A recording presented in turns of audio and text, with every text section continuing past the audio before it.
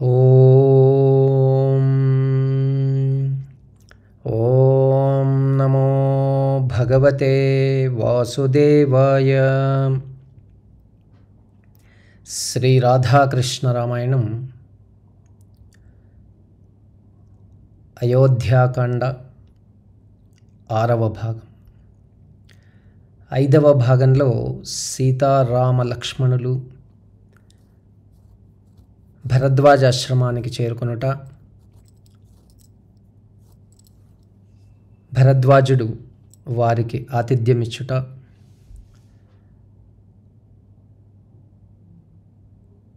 సాధనాపరంగా రామ వనవాసంలో మర్మాలేమిటో తెలుసుకుంటూ వస్తున్నాం. ఈ భాగంలో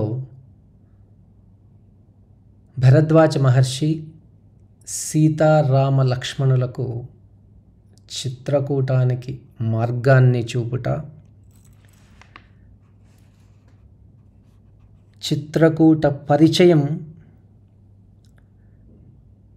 ప్రయాణం, సాధనలో ప్రథమ సోపానం అనవచ్చు. ఆ విశేషాలు తెలుసుకుంటాం.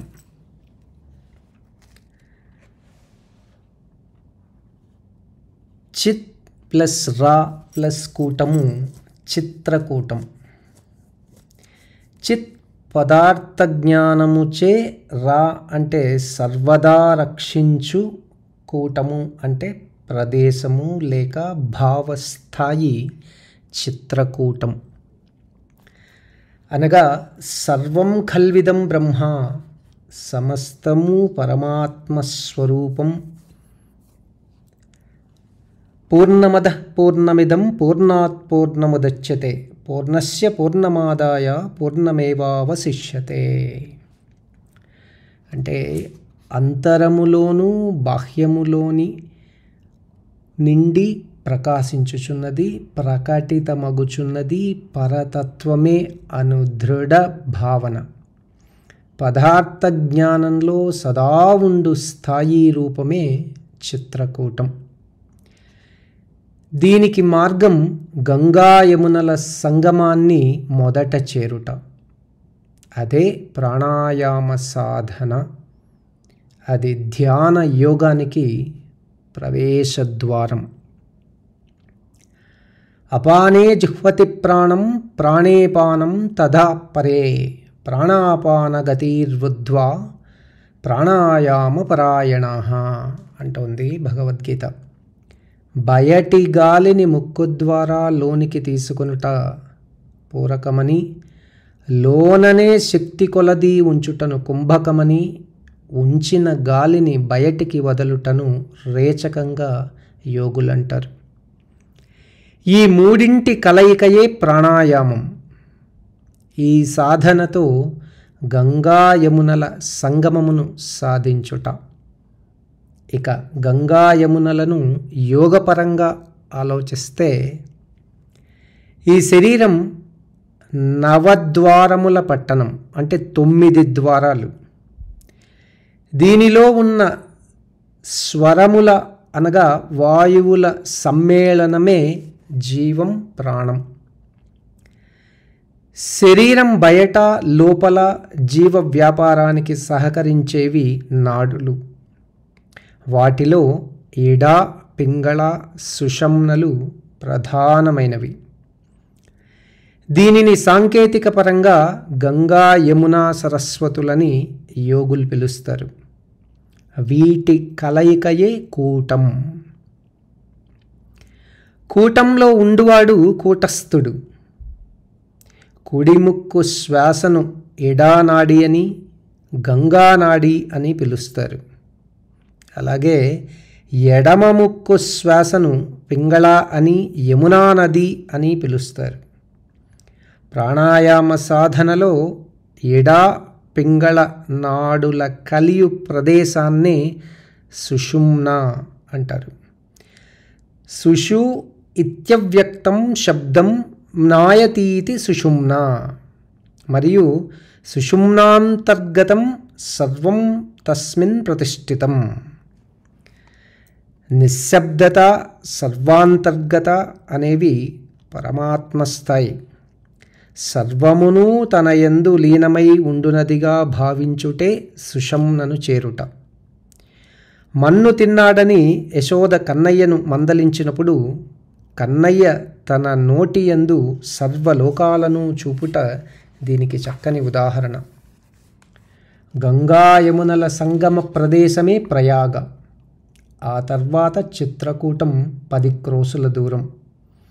అదే శరీరంలోని దశవిధ వాయువులు. శరీరాంతరంలోని వాయుప్రకాశమే ప్రాణం. శరీర వ్యాపారమునకు మూలం 10 రకాల ప్రాణాలు. అవి ప్రాణము, అపానము, ఉదానము, వ్యానము, సమానములు. ఉపవాయువులు 5. అవి నాగము, కూర్మము, కృకరము, దేవదత్తము, ధనంజయములు. హృదయస్థానంలో ప్రాణవాయువు నిలచి ఉచ్ఛ్వాస నిశ్వాస రూపంలో జీవగతిని నియమిస్తూ ఉంటుంది. గుదస్థానంలో ప్రకటితమగు అపానవాయువు మలమూత్ర విసర్జనకు సాధకమవుతోంది.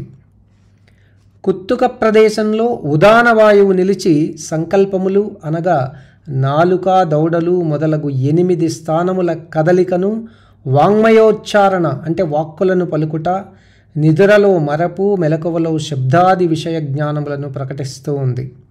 మరియు ఆహారాన్ని రసరూపంగా జీర్ణింపచేస్తూ ఉంది. అంత్యకాలంలో దృష్టిని తొలగించి మృత్యువుకు కారణమవుతోంది. ఇక దేహమంతయు వ్యాపించి ఉంటున్నది వ్యానం. లోపలి బయటి శీతోష్ణములను నియంత్రిస్తూ ఉంటుంది. ఆహారంలోని రసాన్ని, పిప్పిని వేరు చేసి రసాన్ని రక్తంలోనికి, పిప్పిని విసర్జన అవయవాలకు పంపిస్తుంది. చేతి వేళ్ల ఉష్ణాన్ని హరించి మృత్యువునకు కారణమవుతోంది. బొడ్డు ప్రదేశంలో విస్తరించియుండు వాయువు సమానం. ఉదాన వాయువుచే జీర్ణింపబడిన రసమును సకల నాడులకు పంపకం చేస్తూ దేహ పోషణకు సహకరిస్తుంది. వాక్కు, కర్ణం అంటే చెవిల తెలివిని తొలగించి మరణాన్ని సూచిస్తుంది. ఇక ఉపనాడులు, వాటినే ఉపవాయువులు అంటారు. కంఠంలో నిలచిన నాగం అను ఉపవాయువు దృశ్య శక్తిని కలిగిస్తుంది, వాంతిని పుట్టిస్తుంది, కనురెప్పల చలనానికి సాయపడుతుంది కూర్మవాయువు. ఇక తుమ్మునకు కారణం కృకరవాయువు. దేవదత్తం అను వాయువు ఆవలింపు వచ్చుటకు, త్రేపులకు కారణం. శిశు ప్రసవానికి కారణమగున్నది ధనుంజయ వాయువు. ఇలా పంచప్రాణములు, ఉపప్రాణములు 5 కలిసి 10 వాయువులు. వీటి యొక్క వ్యాపారమే శరీరం లోపలి భాగాన జరిగే జీవ వ్యాపారం. ఈ జీవ వ్యాపారాన్ని చక్కగా అర్థం చేసుకొని సాధనకు అనుకూల వాతావరణాన్ని కల్పించుకోవాలి. సాధనను ప్రారంభం చేయాలి. దీనినే గీతాచార్యుడు శనైరుపపరమేద్ బుద్ధ్యా ధృతిగృహీతయా ఆత్మసంస్థం మనః కృత్వా నకించిదపి చింతయేత్ అన్నారు. క్రమక్రమంగా నిశ్చయించుకున్న బుద్ధితో మనస్సును ఆత్మభావనలో లగ్నం చేయాలి. ఈ సాధనకు శరీర వ్యాపారాలను చక్కగా తెలియుటే మొదటి మార్గం. చిత్రకూటం 10 క్రోసుల దూరం ఉందని భరద్వాజుడు చెప్పటంలోని మర్మమిదే.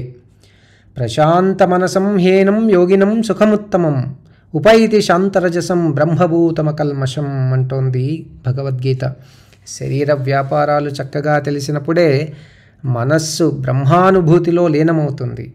పూర్ణత్వ సాధన సుఖకరమవుతుంది. దానినే సద్వతః సుఖదర్శనః మహర్షి సేవితః అనే పదాలతో సూచించటం జరిగింది. సీతా, రామ, లక్ష్మణులు గంగా యమునల సంగమం వరకు ప్రయాణాన్ని సాగించారు. ఇక్కడ సాధకుడు ఒక్కడే. సాధనలోని స్థాయి భావాలు, భేదాలు రూపాన్ని సంతరింపజేసుకున్నాయి. తాను ఆత్మ తప్ప అన్యము కాదను భావన, శరీరానికి నాకు ఎలాంటి సంబంధము లేదను దృఢత్వ భావనకు ప్రతీకయే లక్ష్మణుడు. అదే ప్రత్యేగాత్మతత్వం. ప్రకృతి సంబంధమగు వ్యామోహ విషయవాసనలను చక్కగా వివేచించునట్టి వివేకతారూపమే సీతమ్మ.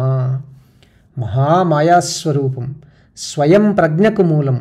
సాధకుడగు రాముని స్వప్రజ్ఞను సూచిస్తుంది. ఎందుకనగా శరీరం కన్నా వేరగు ఆత్మను ప్రలోభంలో ఉంచు మాయకు కూడా మార్గాన్ని సూచించారు. దీనినే స్వప్రజ్ఞ అంటారు. ఇక మిగిలింది జీవైక్యం. త్వవేవాహం. కూటమనగా కలయిక. త్రికములను ఏకం చేయునదే త్రికూటం. కాలత్రయము, గుణత్రయము, స్థాయిత్రయాలని అనేకములు, వాటిని ఏకం చేయునదే త్రికూటం. సత్వం అంటే గంగ, తమో అంటే యమున, రజోగుణ అంటే సరస్వతి. ఈ 3 నదులను కలుపుటే త్రికూట సాధన. అదే గంగా, యమున, సరస్వతులను ఏకం చేయు త్రివేణీ సంగమం. ఈ రకమైన సాధనకు ఫలితం నిశ్చల స్థితి. అదే పరతత్వానుభవం. రజోగుణము కోరికలతోనూ, తమోగుణము సాధనాపరమగు అలసత్వము, నిద్ర, ప్రమాదాలతో జీవిని అంటే సాధకుణ్ణి వ్యామోహానికి గురి చేస్తూ ఉంటుంది.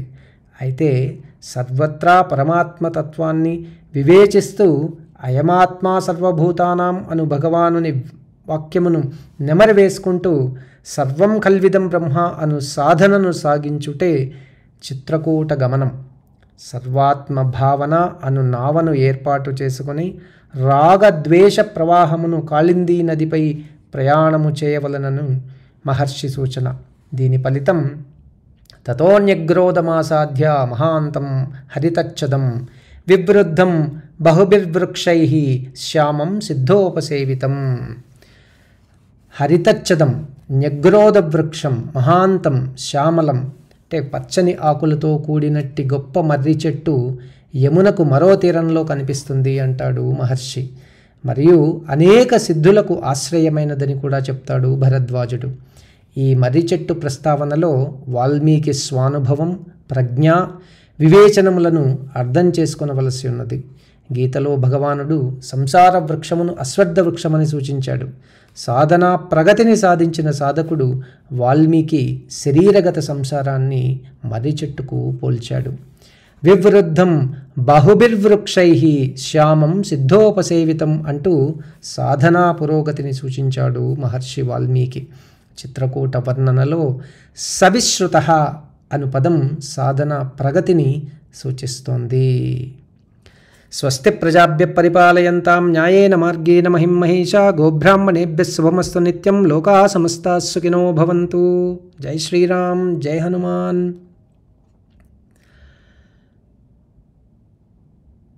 అయోధ్యాకాండం 7వ భాగంలో కలుసుకుందాం. జై శ్రీరామ్. సర్వే జనా సుఖినో భవంతు.